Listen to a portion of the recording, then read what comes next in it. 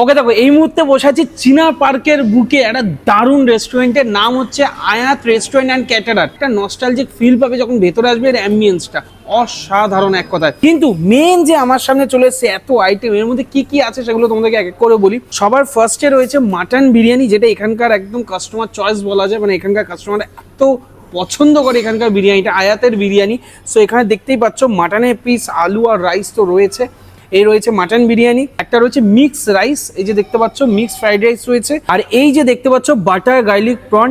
চিংড়ির সাইজগুলো একবার দেখো, দেখেছো একটা ক্রিমি টেক্সচার, ফাটাফাটি লাগছে, হোয়াইটিশ গ্রেভি। আর সাথে যেটা রয়েছে একদম রগের তেলে একদম দেখে না অনেকটা ওই মাটন রোগান জোশের মতো দেখতে লাগলেও, বাট এটা রয়েছে লাহোরি চিকেন। তো যাই হোক, এই রয়েছে লাহোরি চিকেন, অসাধারণ লাগছে, একটা ওই তেলে গ্রেভি যাকে বলা যায়। আর বাটার নান, ঠিক আছে, এই রয়েছে বাটার নান। মোটামুটি এই রইলো টোটাল বিষয় আজকে।